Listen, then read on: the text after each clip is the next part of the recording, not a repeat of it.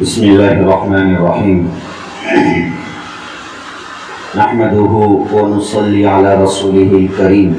أما بعد، أعوذ بالله من الشيطان الرجيم. بسم الله الرحمن الرحيم. وقرن في بيوتكن ولا تبرجن تبرج الجاهلية الأولى إلى آخر الآية. صدق الله العظيم. وقال النبي صلى الله عليه وسلم: الدنيا كلها متاع وخير متاع الدنيا المرأة الصالحة، أو كما قال عليه السلام. اللهم صل على سيدنا محمد وعلى آل سيدنا محمد وبارك وسلم. اللہ تعالی جو ہمارا خالق اور مالک ہے، ایک ایمان والے کا یہ عقیدہ ہے، یہ نظریہ ہے کہ اللہ کے سوا کوئی معبود نہیں، اور جھکنا، عبادت کرنا یہ اسی کے لائق اور مناسب ہے۔ ایک ایمان والا سوائے اللہ کے کسی کے سامنے نہیں جھکتا ہے۔ جب ہم نے اللہ کو اپنا رب مان لیا ہے تو اب اللہ کی طرف سے جو فرامین ہیں، جو آرڈرز ہے، جو احکامات ہے، اس کو فالو کرنا، اس پر عمل کرنا، یہ در حقیقت ہمارا ایمانی تقاضا ہے۔ اللہ تعالیٰ نے مردوں کو کچھ احکام دیے ہیں، عورتوں کو کچھ احکام دیے ہیں۔ یوں تو بعض چیزیں اور بعض باتیں عبادات کے اعتبار سے یکساں ہیں کہ مرد حضرات بھی نماز پڑھتے ہیں، عورتیں بھی نماز پڑھتی ہیں، مرد بھی روزہ رکھتے ہیں، عورتیں بھی روزہ رکھتی ہیں۔ الغرض جتنے بھی عبادات ہیں ان عبادات میں مرد اور عورت دونوں مشترک ہے۔ البتہ بعض چیزیں وہ ہیں کہ جن چیزوں میں اللہ تعالیٰ نے مرد اور عورت کی طبیعت اور مزاج کے اعتبار سے اللہ نے فرق رکھا ہے۔ سمجھ میں آ رہی نا؟ جی۔ طبیعت اور مزاج کے اعتبار سے اللہ تعالیٰ نے مرد اور عورت کے درمیان فرق رکھا ہے کہ مردوں کو اللہ تعالیٰ نے گھر کے باہر کا ذمہ دار بنایا ہے۔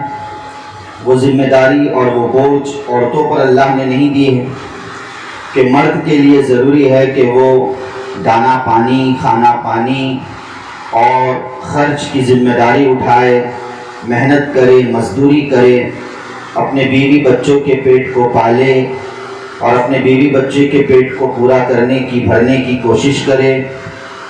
یہ ساری ذمہ داری مردوں کی ہے۔ کس کی ہے؟ مردوں کی ہے۔ کمانے کی ذمہ داری عورتوں کی نہیں ہے۔ اللہ نے عورت کی مزاج اور طبیعت کے اعتبار سے اللہ نے اس کا عورت کو مکلف نہیں بنایا ہے، بلکہ مردوں کو حکم دیا ہے۔ اور پھر صاف یہ بتلایا گیا ہے کہ کوئی مرد اگر کمانے کی طاقت رکھتا ہے اور ایک شادی شدہ زندگی کو برابر رکھنے کی طاقت رکھتا ہے تبھی وہ شادی کرے، وگرنہ وہ شادی بھی نہ کرے۔ ہاں، اور عورتوں کو اللہ تعالیٰ نے ذمہ دار گھر کا بنایا ہے۔ اللہ تعالیٰ نے عورتوں کو ذمہ داری گھر کی دی ہے، اور گھر کے اعتبار سے اللہ تعالیٰ نے عورت کو حکم دیا ہے کہ وہ گھریلو ذمہ داریوں کو سنبھالے، اپنے بچوں کی بہترین تربیت کرے، بچوں کی بہترین پرورش کرے، اور شوہر کے پیچھے شوہر کے مال و متاع، اس کی عزت کی، ناموس کی مکمل طور پر حفاظت کرے۔ جی ہاں، اسی لیے اللہ تعالیٰ نے واضح طور پر قرآن کریم میں عورتوں کے لیے خصوصاً سورۃ الاحزاب میں اللہ نے حکم دیا ہے کہ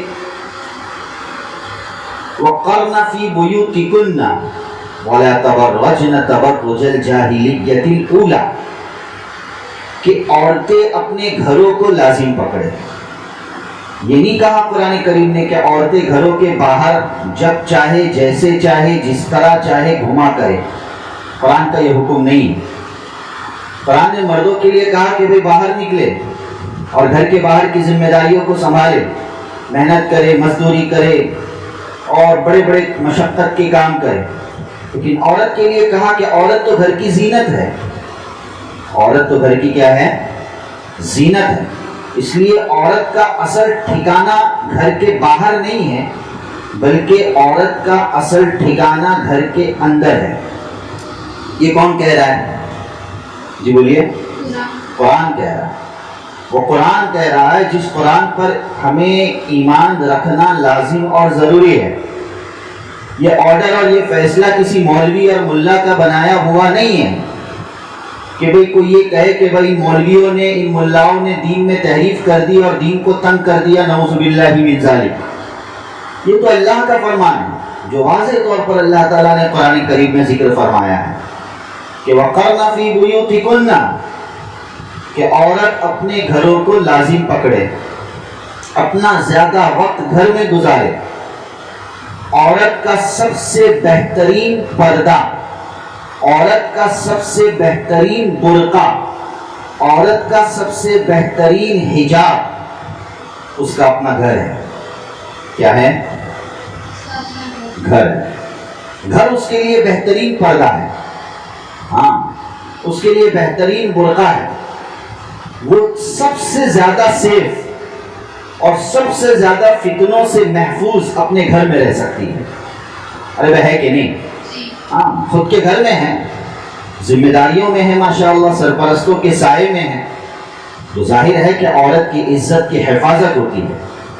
عورت کی عزت و ناموس کی, اس کے شرم و حیا کی گھر سے بہتر اور کہیں حفاظت ہو ہی نہیں سکتی.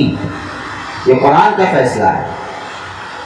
اور پھر قرآن نے آگے بڑھتے ہوئے کہا, قرآن نے یہ نہیں کہا, اسلام نے یہ نہیں کہا کہ عورت کا گھر سے باہر نکلنا حرام ہے, عورت کا گھر سے باہر نکلنا ناجائز ہے. اسلام نے یہ نہیں کہا. ہاں, یہ ضرور کہا ہے کہ اپنا زیادہ وقت گھر میں گزارے, گھر کی زینت بنی رہے. لیکن اگر بدرجہ مجبوری, بدرجہ ضرورت, بوجہ ضرورت اگر عورت کو گھر سے باہر نکلنا پڑ رہا ہے,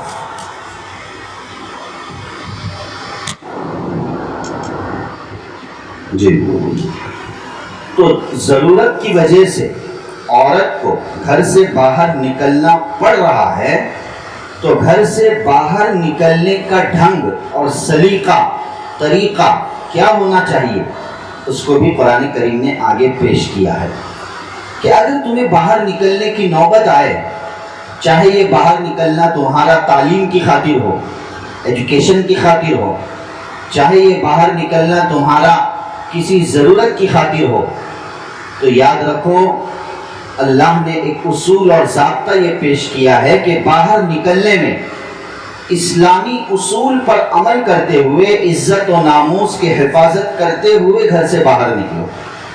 اس لیے قرآن کریم نے آگے کہا کہ وَلَا تَبَرَّجْنَ تَبَرُّجَ الْجَاهِلِيَّةِ الْأُولَىٰ. کیا کہا قرآن نے؟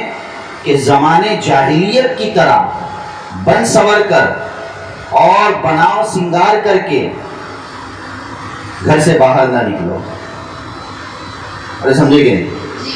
اگر گھر سے باہر نکلنا ہے, اپنے آپ کو چھپاؤ, اپنی زینت کی چیزوں کو چھپاؤ, اپنے مقام زینت کو, اپنی خوبصورتی کو, اور اللہ تعالیٰ نے جو تمہیں جسم دیا ہے, جو وجود اللہ نے تمہیں بخشا ہے, تو ضرورت اس بات کی ہے کہ اسے تم چھپا کر گھر سے باہر نکلو, اسے ظاہر کرتے ہوئے گھر سے باہر ہرگز مت نکلو. بات سمجھ میں آ رہی؟ ہاں. کیوں؟ نعوذ باللہ من ذالک. اگر اسے دوسری نظریے سے دیکھیں, کیا اسلام نے عورت کو دبایا ہے؟ اسلام نے عورت کے حق کو مارا ہے؟ کیا اسلام عورت کو آزادی نہیں دیتا؟ نعوذ باللہ من ذالک. اس آزادی کا کیا فائدہ جس آزادی میں عورت کی ذلت ہو؟ ارے سمجھے کہ نہیں؟ اس آزادی کا کیا مطلب؟ جس آزادی میں عورت کی ذلت ہو، عورت کی بے حیائی ہو، اس کی عزت پر نظر ڈالنے کی کوشش کی جائے، اس کی عزت کو ختم کرنے کی، ذلیل کرنے کی کوشش کی جائے، اس آزادی کو تو ٹھوکر مارنی چاہیے، اس آزادی کو تو لات مارنی چاہیے۔ عورت کی آزادی تو یہ ہے کہ عورت اپنے لوگ اس کی عزت کی حفاظت کرے، اس کو احترام کی نگاہ سے دیکھے، اس کے اوپر غلط اور للچائی ہوئی نظر نہ ڈالے۔ یہ در حقیقت عورت کی آزادی ہے۔ ہاں،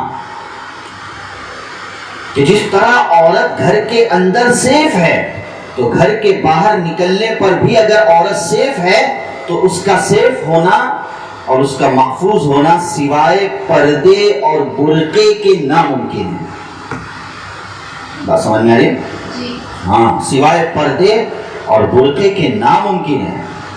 یہ اللہ کی طرف سے ایک بہترین ہمیں یونیفارم ملا ہے، ایک اسلامی لباس ملا ہے۔ یہ پردہ کوئی قید نہیں ہے بلکہ اللہ کی طرف سے نعمت اور رحمت ہے عورتوں کے لیے۔ نعوذ باللہ من ذالک، اس پردے کو، اس برقعے کو ہم کوئی قید نہ سمجھے بلکہ اللہ کی طرف سے نعمت اور رحمت سمجھے، اس لیے کہ حالات کا تقاضا یہ ہے کہ اب ہم پردے کے ساتھ گھر کے باہر نکلیں۔ پھر مثال کے طور پر بارش ہوتی ہے، کیا ہوتی ہے؟ بارش ہوتی ہے۔ اللہ تعالیٰ بارش کو برسائے، دعا کرے۔ آج بارش رکی ہوئی ہے، بندے اللہ سے نہیں مانگتے، بہت کم لوگ ہوتے ہیں جو اللہ سے مانگتے ہیں۔ ہمیں تو اللہ سے مانگنا چاہیے، ہر چیز اللہ سے مانگنے کو سکھایا گیا ہے۔ تو بارش بھی ایک بہت بڑی نعمت ہے، اللہ تعالیٰ سے ہم مانگے کہ اللہ ہم پر بارش برسا، نفع بخش بارش برسا، ہمیں بارش کی نعمت اور دولت سے محروم نہ فرما۔ بولیے آمین جی۔ تو مثال کے طور پر جب بارش برستی ہے تو انسان اپنے جسم کے حفاظت کے لیے اسباب اختیار کرتا ہے، کہ کرتا ہے کہ نہیں؟ بارش برستی ہے تو اب کیا بھیگ جاؤ، ظاہر ہے کہ بھیگنے میں اس کے سائیڈ ایفیکٹ ہے۔ بھیگنے میں کیا ہوگا؟ اس کا جسم کمزور ہوگا، بھیگنے میں اس کا جسم نقصان اٹھائے گا، یا تو بخار میں مبتلا ہوگا، سردی میں مبتلا ہوگا، اس کا غلط اثر اس کے جسم پر، اس کے وجود پر پڑے گا۔ پڑے گا کہ نہیں پڑے گا؟ تو اب اس بارش کے مضر اثرات سے، نقصان دہ اثرات سے بچنے کے لیے اب وہ اسباب اختیار کرے گا، یا تو چھتری کا انتظام کرے گا، کرے گا کہ نہیں کرے گا؟ یا تو وہ رین کوٹ کا انتظام کرے گا، رین کوٹ پہنے گا، چھتری کو اپنے اوپر لے لے گا، جس کی وجہ سے وہ بارش کے غلط اثرات سے بچ سکے۔ بچ سکے کہ نہیں؟ تو گویا چھتری، اسی طریقے سے رین کوٹ، یہ اس بات کا تقاضا ہے بارش کا کہ بھئی اس کا استعمال کیا جائے تاکہ تیرا جسم محفوظ رہے۔ تیرا جسم کیا رہے؟ محفوظ رہے۔ تو اسی طریقے سے عورت جب گھر سے باہر نکلتی ہے تو نکلنے کی صورت میں اب شیطان دلوں میں وسوسے اور خیالات ڈالتا ہے۔ دلوں میں وسوسے اور کیا ہے؟ خیالات، غلط خیالات ڈالتا ہے۔ اسی لیے حدیث میں آتا ہے کہ المرأۃ عورۃ، ان المرأۃ عورۃ، کہ عورت عورت ہے۔ عورت کا لفظ جو ہم بولتے ہیں کہ نہیں اردو میں، ارے بولتے ہیں کہ نہیں؟ عورت کو عورت بولتے ہیں کہ نہیں؟ تو یہ لفظ اور یہ ورڈ اصل میں عربی ہے۔ کیا ہے؟ عربی ہے۔ عورت کو عربی میں اصل بولا جاتا ہے مرأتن۔ کیا بولا جاتا ہے؟ مرأتن۔ تو کہا کہ ان المرأۃ عورت، کہ مرأہ یعنی عورت کیا ہے؟ عورتن، عورت ہے۔ اب عورتن کا کیا معنی؟ عربی میں عورتن کہتے ہیں چھپی ہوئی چیز۔ کیا کہتے ہیں؟ ہاں، یہ ڈکشنری کا معنی ہے کہ چھپی ہوئی چیز کو عورتن کہتے ہیں۔ اسی وجہ سے عورت کو عورت کہا جاتا ہے، کہ جو عورت اپنے آپ کو چھپاتی ہے، جو عورت اپنے آپ کو کیا کرتی ہے؟ چھپاتی ہے گھر میں رہ کر، یا گھر سے باہر نکل رہی ہے تو پردے یا برقعے میں رہ کر، تو اصل میں اسی کو عورت کا سرٹیفکیٹ ملنا چاہیے. ارے وہ ہے کہ نہیں؟ ہاں کہ بھائی یہ صحیح ہے، عورت چھپی ہوئی چیز ہے اس لیے وہ اپنے آپ کو چھپا رہی ہے. لیکن اللہ معاف کرے کہ جو عورت اپنے آپ کو چھپاتی نہیں ہے، جو عورت اپنے آپ کو چھپاتی نہیں ہے، پردے اور برقعے کا اہتمام نہیں کرتی ہے، بلکہ بغیر پردے اور برقعے کے، بغیر حجاب کے گھر کے باہر نکلتی ہے، تو صحیح عقل کے اعتبار سے، اصول کے اعتبار سے وہ عورت ہی نہیں ہے. ارے وہ عورت ہی اس لیے اس نے اپنے آپ کو چھپایا نہیں ہے. تو کہا ان المرأۃ عورۃ، کہ عورت در حقیقت چھپی ہوئی چیز کا نام ہے. سمجھے؟ جب وہ گھر سے باہر نکلتی ہے، حدیث کے الفاظ ہیں، جب وہ گھر سے باہر نکلتی ہے تو شیطان اسے تاکتا ہے. جب وہ گھر سے باہر نکلتی ہے تو شیطان اسے کیا کرتا ہے؟ تاکتا ہے، جھانکتا ہے. شیطان کے تاکنے کا مطلب یہ ہے کہ شیطان اب مردوں کے ذہنوں میں، دل و دماغ میں غلط خیالات، غلط اثرات، غلط وساوسات یہ شیطان ڈالنا کیا کر دیتا ہے؟ شروع کر دیتا ہے. ارے بات سمجھ میں آ رہی کہ نہیں؟ اور پھر زمین پر اللہ حفاظت فرمائے بے حیائی عام ہو جاتی ہے، تماشائی عام ہو جاتی ہے. اسی لیے قرآن کریم نے بے حیائی اور بدکاری اور زنا کے تعلق سے جو ایک نظریہ پیش کیا ہے، کسی مذہب میں ظاہر بات ہے زنا کو اچھا نہیں سمجھا جاتا ہے. سمجھا جاتا ہے؟ نہیں سمجھا جاتا. دنیا کا کوئی بھی مذہب ہو، ہر مذہب میں زنا کی مذمت کی جاتی ہے کہ نہیں یہ برا کام ہے کہ مرد اور عورت شادی کے بغیر غلط تعلقات قائم کرے. یہ کسی مذہب میں اس کو اچھا نہیں سمجھا گیا ہے. ارے سمجھے کہ نہیں؟ کسی مذہب میں اچھا نہیں سمجھا گیا. آپ کوئی بھی مذہب کی کتاب اٹھا کر دیکھ لیجئے، چاہے ہندو مذہب کی جتنی کتابیں ہیں وہ اٹھائیے، یہودیت، نصرانیت، بدھیت، جتنے بھی مذاہب ہیں، ہر مذہب میں زنا کی مذمت کی گئی ہے. مگر قربان چاہیے اسلام ہی ایک ایسا واحد مذہب ہے، پرسنل مذہب ہے کہ اس میں صرف زنا کی مذمت ہی نہیں کی گئی ہے، صرف دیگر مذہب کی طرح زنا کو برا کہہ کر چھوڑ دیا گیا ہے، ایسا نہیں، بلکہ اس زنا سے بچنے کے اسباب کو بھی قرآن نے ذکر کیا ہے. سمجھے؟ گویا دوسری زبان میں صرف بیماری کا تذکرہ نہیں کیا ہے، بلکہ اس بیماری سے بچنے کی دوا کا بھی تذکرہ کیا ہے. دوسرے مذہب میں زنا برا ہے کہا گیا، لیکن اس زنا سے بچا کیسے جائے اس مذہب میں یہ نہیں کہا گیا. عورت گھر کے باہر نکل رہی ہے اس مذہب میں جائز ہے، عورت مردوں سے بات کر رہی ہے اس مذہب میں جائز ہے، عورت مردوں سے تنہائی اختیار کر رہی ہے اس مذہب میں جائز ہے. اس لیے کہ وہاں صرف بیماری بول کر چھوڑ دیا گیا ہے، دوا کا انتظام نہیں کیا گیا. اسلام ہی وہ ایک ایسا مذہب ہے جس میں بیماری کے ساتھ اس بیماری سے بچنے کی دوا کا بھی تذکرہ کیا گیا ہے. ارے بات سمجھ میں آ رہی ہے؟ بھائی آپ کسی ڈاکٹر کے پاس جائے، اللہ نہ کرے ایک پیشنٹ ڈاکٹر کے پاس جاتا ہے تو ڈاکٹر بیماریاں گنا دیتا ہے، بھائی تمہیں یہ بیماری ہے، یہ بیماری ہے، یہ بیماری ہے، سر سے پیر تک یہ فلانی بیماری ہے، فلانی. ارے بابا ٹھیک ہے، اب آگے کیا؟ تو ڈاکٹر کہے گا ٹھیک ہے آگے یہ کہ اب جاؤ گھر پہ. ارے کیا گھر پہ جاؤ؟ میں کیا صرف بیماری سننے آیا تھا؟ مجھے اس کا علاج چاہیے. تو اب ظاہر ہے کہ وہی ڈاکٹر کہلانے کا مستحق ہوگا جو اس بیماری پر اس کو کیا دے؟ علاج دے، دوائی دے کہ ہاں یہ دوائی کھاؤ، یہ پرہیز کرو، اس سے بچو، اس سے بچو. تب جا کر اس بیماری کا کیا ہوتا ہے؟ خاتمہ ہوتا ہے. تو قرآن کریم نے زنا کو صرف برا نہیں کہا، بلکہ برا کہنے کے بعد اس سے بچنے کے طریقوں کو بھی ذکر فرمایا ہے. ارے سمجھے کہ نہیں؟ قرآن نے کیا بتلایا؟ زنا نہ کرو، قرآن نے یہ نہیں کہا. زنا نہ کرو، قرآن نے یہ نہیں کہا۔ میری بات کو سمجھنے کی عقلی اعتبار سے قرآن کریم کی آیت کو پیش کرتے ہوئے سمجھنے کی کوشش کریں، شاید ہو سکتا ہے آپ میری بات کو سمجھ رہے ہیں۔ ارے اوپر سے جا رہی باتیں؟ بولیے، نہیں جا رہی نا؟ تو قرآن نے دیکھو کیسے تعبیر اختیار کی ہے، انداز دیکھو قرآن کریم کا۔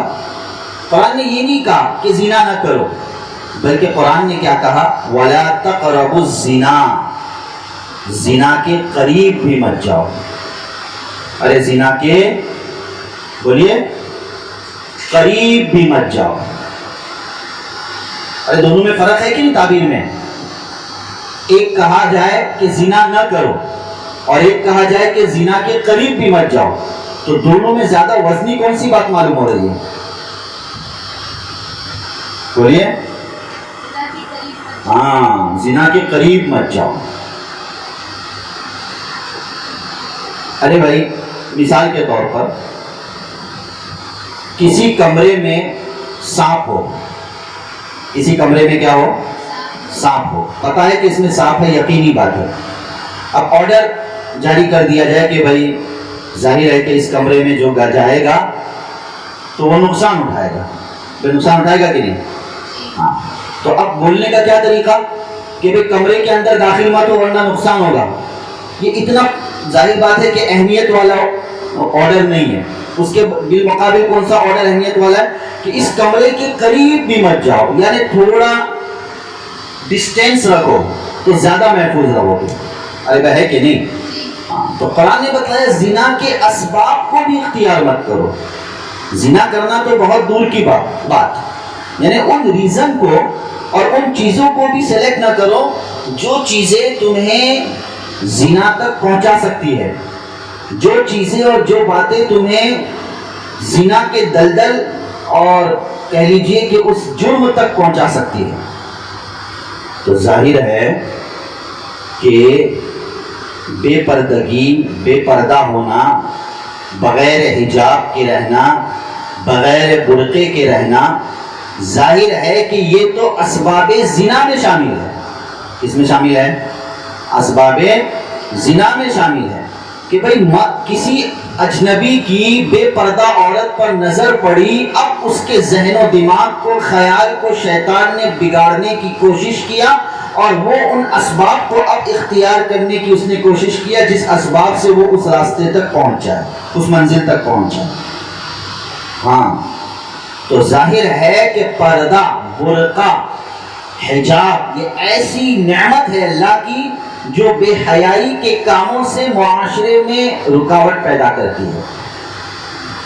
بے حیائی کے کاموں سے معاشرے میں کیا پیدا کرتی ہے؟ رکاوٹ پیدا کرتی ہے۔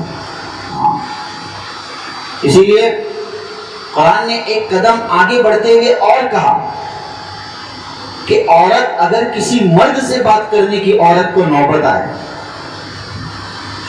ہو سکتا ہے آپ نے اس حکم کو سنا نہ ہو یا سنا بھی ہو، اللہ نے قرآن میں ذکر فرمایا سورہ احزاب میں کہ اگر تمہیں کسی مرد سے، کسی پرائے سے، کسی اجنبی سے بات کرنے کی نوبت اگر آ بھی جائے تو بات کرنے کا ڈھنگ، سلیقہ، طریقہ کیا ہونا چاہیے، اس کو آئیے سنتے ہیں قرآن نے پیش کیا ہے۔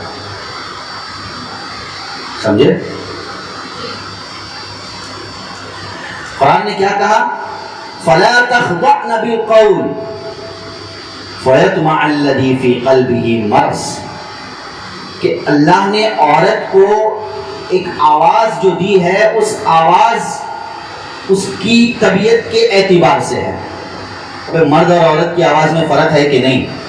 ہاں، تو قرآن کہہ رہا ہے کہ اگر کسی اجنبی سے بات کرنے کی نوبت بھی آئے تو اپنی اصل آواز میں بھی بات نہ کرے، اپنی اصل آواز میں بھی بات نہ کرے، بلکہ اپنی آواز کے اندر تھوڑا اکھڑ پنا داخل کرے، یعنی تھوڑا آواز کو چینج کر کے اور تبدیل کر کے بات کرے، کہیں ایسا نہ ہو کہ تمہاری آواز بھی در حقیقت اسباب زنا کا، یعنی زنا اور بے حیائی کا سبب اور ذریعہ بن جائے۔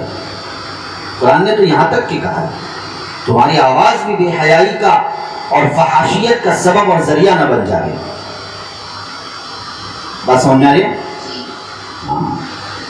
یہاں تک کہ قرآن نے عورت کے چلنے کو بھی بتلایا ہے کہ عورت اپنے چلنے میں بھی حیا اور پاک دامنی کو اختیار کرے، بے حیائی کے ساتھ ایسے طریقے سے نہ چلے کہ جس چلنے میں اس کے پازیب یا پہنی ہوئی چیز یا پہنے ہوئے جوتوں سے ایسی کھٹاکھٹ آواز آئے کہ وہ آواز بھی بے حیائی اور زنا اور بدکاری کا سبب بن جائے. وَلَا يَضْرِبْنَ بِأَرْجُلِهِنَّ قرآن نے پیش کیا ہے. ہاں بات سمجھ میں آ رہی کہ نہیں؟ تو کیا یہ ساری چیزیں، کیا یہ ساری باتیں عورت کے لیے قید ہے یا نعمت اور رحمت ہے؟ جی نعمت ہے. ظاہر ہے کہ جو چیز جتنی قیمتی ہوتی ہے، جو چیز جتنی بہتر اور اچھی ہوتی ہے، اس کی اتنی ہی حفاظت کی جاتی ہے. بھائی کی جاتی ہے کہ نہیں کی جاتی ہے؟ بھائی آلو اور پیاز کو کوئی کبٹ کے لاکر میں نہیں رکھتا ہے؟ نہیں. آلو پیاز خرید کے لائے گے، یہی کچن میں ڈال دے گے مثال کے طور پر، اس لیے کہ اس کی ایک اپنی محدود قیمت ہے، اس کی ایک اپنی محدود حیثیت ہے نا. لیکن سونا اور چاندی کو کوئی کچن میں رکھتا ہے، سونے اور چاندی کو کوئی ہال میں رکھتا ہے، سونے اور چاندی کو کوئی ایسی جگہ پر رکھتا ہے کہ بسا اوقات گھر کے لوگوں کو بھی پتہ نہیں ہوتا ہے. محفوظ کبٹ میں، کبٹ کے بعد لاکر میں، لاکر کے بعد جو اندر کا پرسنلی لاکر ہوتا ہے اس میں، اور اس کی چابی سب کے پاس نہیں. کہاں ہوتی ہے کسی کو پتہ نہیں. کیوں بھائی؟ سونے چاندی کو آپ رکھیے ہال میں، جہاں چپل جوتے رکھے جاتے ہیں وہاں پر سونے چاندی کو رکھ دیجئے. نہیں، یہ کیا بول رہے ہو؟ یہ قیمتی چیز ہے. اگر ایسا کیے تو پھر اس کی قیمت ختم ہو جائے گی، وہ چوری ہو جائے گی، وہ غلط طریقے سے استعمال ہو جائے گی.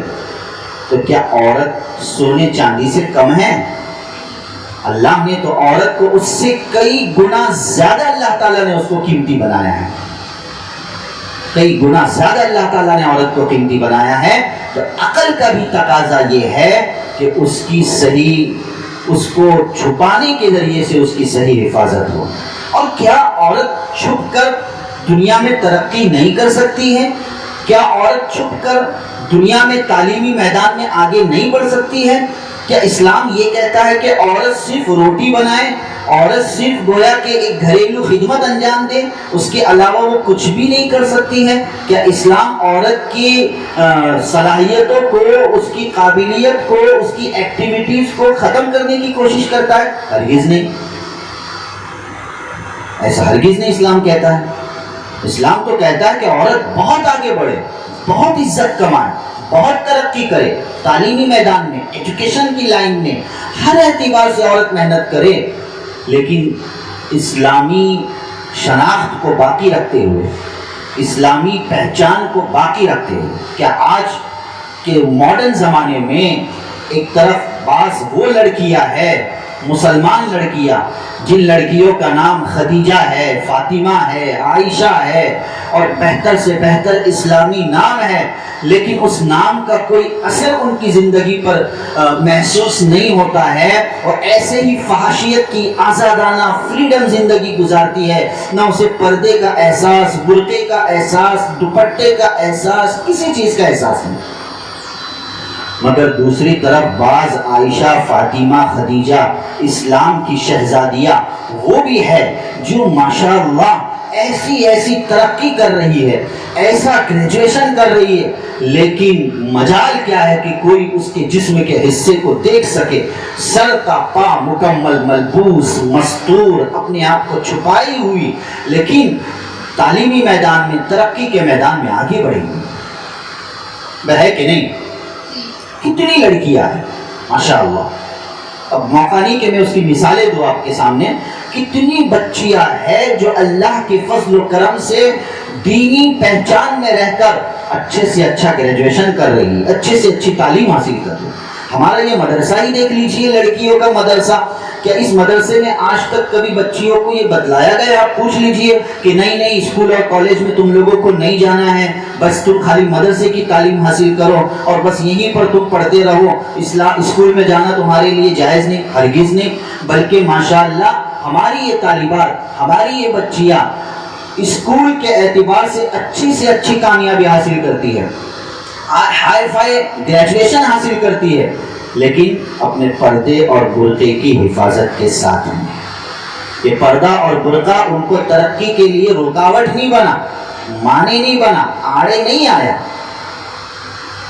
یہ صرف شیطانی دھوکہ ہے، یہ صرف کیا ہے؟ شیطانی دھوکہ ہے۔ اس لیے میں اپنی باتوں کو سمیٹتا ہوں۔ میں نے کہا تھا کہ صرف 10 منٹ بات کروں گا، لیکن میں بہت آگے نکل گیا، آپ لوگوں کا پورا دیگر نصاب سلیبس باقی ہے۔ میں اپنی باتوں کو سمیٹنے کی کوشش کر رہا ہوں کہ خدا را آپ جو اس سمر کیمپ میں آئی ہے 1 مہینے کے لیے، جو مدرسے کی دینی تعلیم آپ حاصل کر رہی ہے، ہو سکتا ہے آپ کو ہر دعائیں یاد نہ ہو، ہر حدیث بتلائی ہوئی یاد نہ ہو سکتا ہے آپ کو سارے مسائل پورے پکے یاد نہ ہو۔ آپ کو ناراض ہونے کی ضرورت نہیں، لیکن آپ یہاں سے جائے تو ایک پیغام لے کر جائے، ایک عہد، ایک وعدہ لے کر جائے کہ انشاءاللہ میں اپنے برقعے، پردے اور حجاب کی مرتے دم تک حفاظت کروں گی۔ سمجھے کہ ہاں، مرتے دم تک میں اپنے پردے برقعے کی حفاظت کروں گی، چاہے کیسا ہی زمانہ آ جائے، چاہے پورا زمانہ اور بھیڑیے، خوخار بھیڑیے مجھ پر اٹیک کرنے کی کوشش کرے، اللہ حفاظت فرمائے ویسا موقع نہ لائے، تب بھی میں ایک شیرنی بن کر اور اسلام کی شہزادی بن کر اپنے لباس کی اللہ کی خاطر حفاظت کرنے والی بنوں گی۔ ہے نا، چند سالوں پہلے وہ ایک اسٹوڈنٹ کالج کی، ایک طرف سے لوگ اپنے مذہب کے نعرے لگا رہے، دوسری طرف اپنے برقعے اور پردے کی اور اپنے حجاب کی حفاظت کرتے ہوئے اللہ اکبر کا وہ شہزادی نعرہ لگا رہی ہے۔ ارے ہے کہ نہیں؟ اس اللہ اکبر کا نعرہ ان کے ہزاروں نعروں پر غالب آ گیا، اس لیے کہ وہ نعرہ در حقیقت اس کی زبان کا نعرہ نہیں تھا، بلکہ اس کے دل کا، اس کے جذبات کا، اس کے عزت و ناموس کا، اس کے شرم و حیا کا وہ در حقیقت نعرہ تھا۔ بات سمجھ میں آ رہی کہ نہیں؟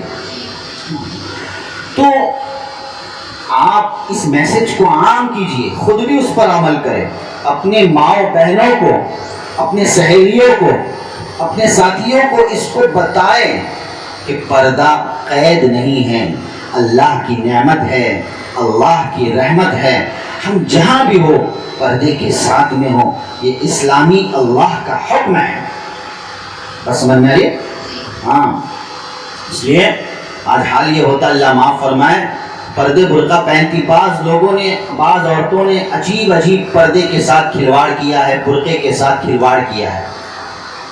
پردے اور برقعے کا مقصد یہ ہے کہ کسی کی اس پر نظر نہ پڑے، لیکن آج ایسا پردہ اور برقع استعمال کیا جاتا ہے کہ وہ پردہ اور برقع خود ایسا ہوتا ہے کہ دوسرے اس پر نظر ڈالے، نعوذ باللہ من ذالک۔ انتہائی کیا کہتے ہیں اس کو انگریزی میں مجھے نہیں آتا ہے، یعنی انتہائی کہہ لیجئے کہ رنگین اور قسم کا، اور انتہائی کیا کہتے ہیں اس کو، عجیب قسم کا وہ برقع ہوتا ہے، نقش و نگاری کا برقع ہوتا ہے۔ یہ تو برقعے کے ساتھ، پردے کے ساتھ مذاق ہے۔ اور بعض عورتیں اللہ معاف فرمائے برقع پہنتی ہے مگر چہرہ نہیں چھپاتی ہے، جبکہ اسلام کا حکم ہے کہ اصل زینت کی جگہ تو چہرہ ہے، تو چہرے کو تو بدرجہ اولا چھپانا چاہیے۔ بس سمجھ میں آ رہی ہے؟ ہاں۔ اور کیا یہ برقع اور پردہ عام حالات میں ہے، لیکن جب شادی اور فنکشن ہو تو اس میں پہننے کی ضرورت نہیں۔ اکثر عورتوں کا یہ حال ہوتا ہے کہ جہاں شادی کا پروگرام ہوتا ہے تو برقعے کو نہیں پہنتے۔ ارے برقع پہننے کا کیا فائدہ، اتنا میں سجی ہوں، اتنا میں نے بناؤ سنگار کیا ہے اور 1.5 گھنٹہ بیوٹی پارلر میں جا کر میں نے اپنا وقت گزارا ہے، کیا برقع پہننے کے لیے؟ استغفر اللہ، استغفر اللہ۔ اسلام نے سورنا مردوں کے لیے قرار دیا ہے، باہر والوں کے لیے نہیں۔ ارے سمجھے کہ نہیں؟ اصل عورت کا سورنا اور سنگار کرنا، زیب و زینت اختیار کرنا کس کے لیے ہے؟ شوہر کے۔ کس کے لیے ہے؟ شوہر کے۔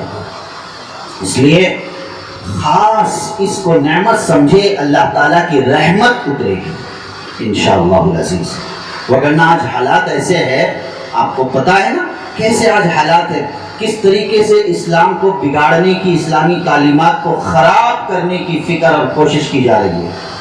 ایک مستقل ٹاپک ہے، انشاءاللہ کسی موقع پر میں اس ٹاپک کو پیش کروں گا، اس ٹاپک ہی کی حیثیت سے کہ ان فلموں کے ذریعے سے، ان پکچروں کے ذریعے سے غلط اسلامی خلاف، اسلام کی تعلیم کے خلاف پکچریں بنا کر نعوذ باللہ من ذالک اسلام کو بدنام کرنے کی کوشش کی جا رہی ہے۔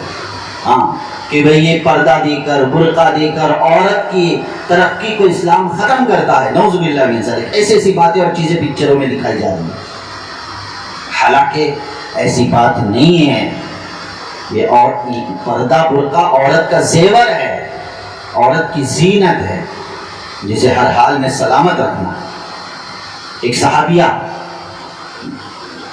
جنگ کا میدان ہے، جنگ کا واقعہ ہے، اللہ کے رسول صلی اللہ علیہ وسلم کے زمانے کا واقعہ ہے، بات پیش کر کے ختم کرتا ہوں کہ کسی نے کہا کہ بھائی جنگ میں تمہارے شوہر کا انتقال ہو گیا ہے، تمہارے شوہر کا کیا ہو گیا ہے؟ انتقال، تمہارے شوہر شہید ہو گئے۔ کوئی دوسرا شخص آ کر کہتے ہیں کہ تمہارا بیٹا بھی شہید ہو گیا ہے۔ ارے سمجھے کہ نہیں؟ سوچو اس عورت کا کیا حال ہوگا، اور وہ عورت کتنا ماتم کرے گی کہ جس کا بیک وقت شوہر بھی انتقال کر جائے اور بیک وقت بیٹا بھی انتقال کر جائے، اس کی کیا کیفیت ہوگی۔ مگر اس عورت نے اس موقع پر بھی یہ غم کی باتوں کو سن رہی تھی، خبروں کو، اور وہ اپنے پردے اور برقعے کا اہتمام کر رہی تھی گھر سے باہر نکلتے وقت۔ کسی نے کہا کہ بھائی اس حال میں بھی تو پردہ کر رہی ہے، جبکہ تیرا شوہر انتقال ہو گیا، تیرا بیٹا انتقال ہو گیا ہے، تو بالکل بدحواس ہو جانی چاہیے، لیکن ایسے وقت میں تو پردے کا اہتمام کر رہی ہے۔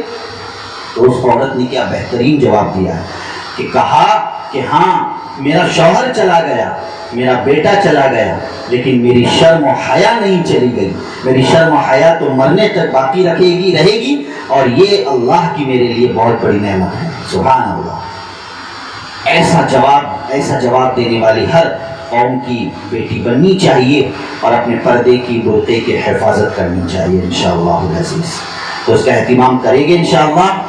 ہاں تو میں نے آپ کے سامنے پردہ شریعت کی نظر میں اور پردہ عقل کی نظر میں کیسا ہے، کیا ہے، یہ آپ کے سامنے میں نے بہت ہی مختصر پیش کیا ہے۔